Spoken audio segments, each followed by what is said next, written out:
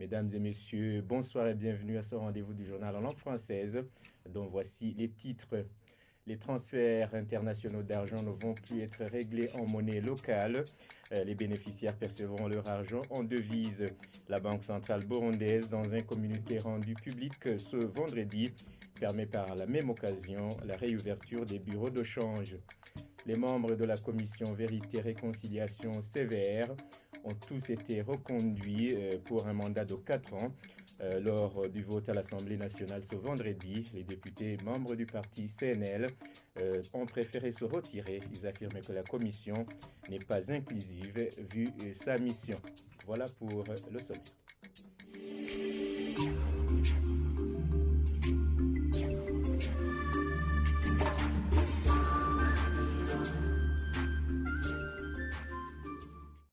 Rebonsoir. Les fonds de transfert internationaux ne sont plus soumis au règlement en monnaie locale. Les bénéficiaires de ces fonds ont la latitude de les percevoir en devise ou de les virer sur leur compte en monnaie étrangère. Dans un communiqué rendu public ce vendredi, Théodone Murengeranwari, administrateur directeur général de la Banque centrale du Burundi, ajoute que le retrait d'agrément des bureaux de change est aussi levé. Les anciens opérateurs sont invités à se faire enregistrer à la BRB. Je vous prie de le suivre.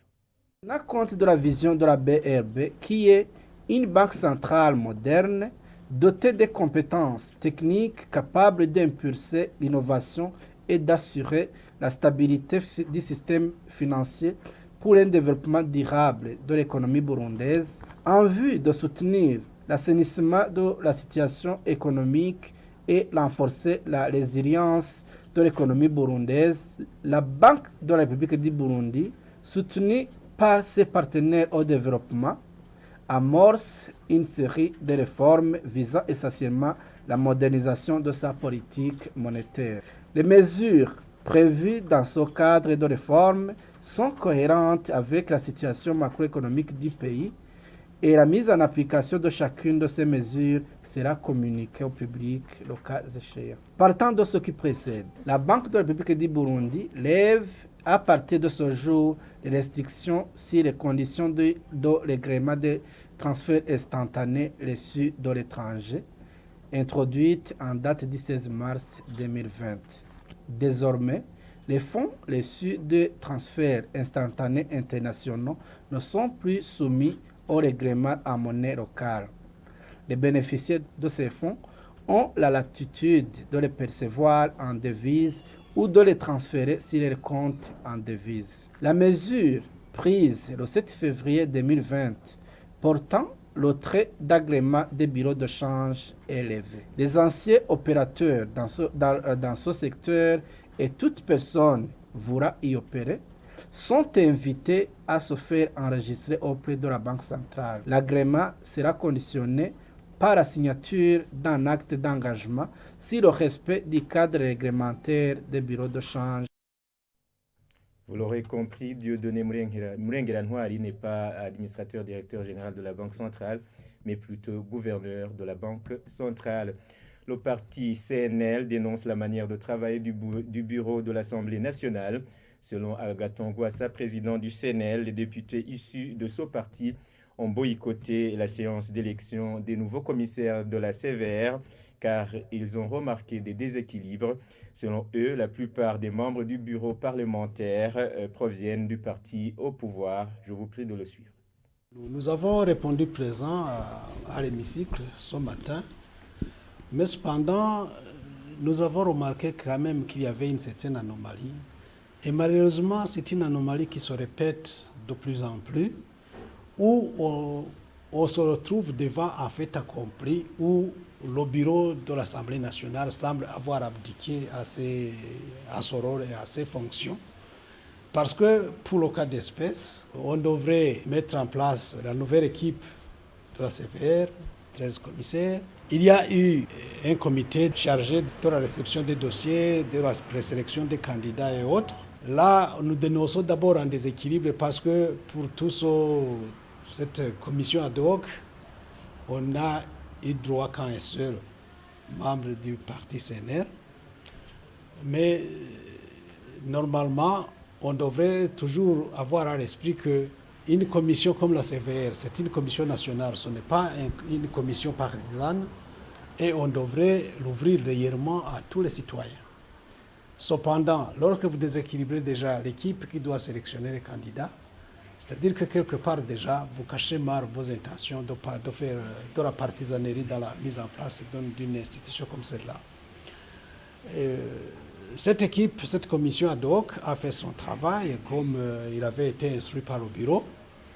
Mais une fois que le rapport a été rendu au bureau qui devrait tout conduire jusqu'à l'aboutissement, chaque fois, et ce n'est pas pour la première fois, le bureau de l'Assemblée semble plutôt se plier à la volonté du directoire du parti CNDD-FDD, parce que aujourd'hui, comme il y a quelques 3 semaines, on va à la permanence du CNDD-FDD pour revenir avec la liste définitive de ceux qui devront être élus, ou tout au moins désignés, si je puis le dire ainsi.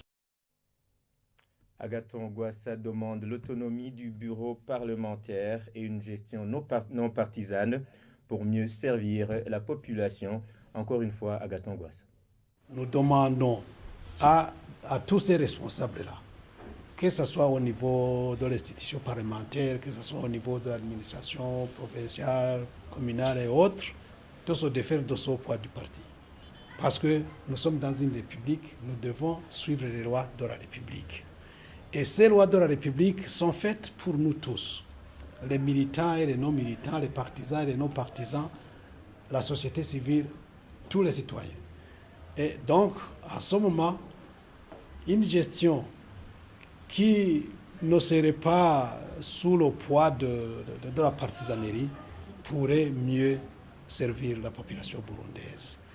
Un administrateur, un gouverneur, un juge, un enseignant, un directeur, un policier, un militaire, un parlementaire, tous ceux qui sont chargés d'être au service du pays, au service de la population, devraient se défaire des liens avec les partis politiques pour uniquement agir conformément aux prescrits de la loi, dans l'intérêt des citoyens, dans l'intérêt de la nation et même dans l'intérêt des partis politiques.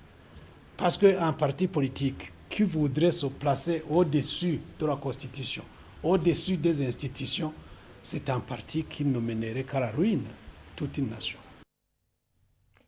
Comme annoncé dans les titres, c'est aujourd'hui qu'a été élu les membres de la commission Vérité et Réconciliation CVR à l'Assemblée nationale. Toute l'équipe qui venait de terminer le mandat de 4 ans a été reconduite. Pierre Claver Ndaïchalié est resté à la tête de cette commission. Les députés, comme vous venez de le voir, du CNL ont boycotté ces travaux. Je vous prie de suivre ce reportage de Ben Nyongo. Toute l'équipe de commissaires Hutu et Tutsi qui venaient de terminer leur mandat a été reconduite.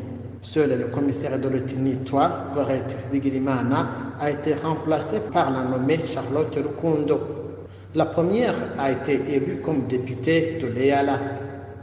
Ces commissaires ont été élus suivant leur ethnie, mais aussi en considération de leur confession religieuse.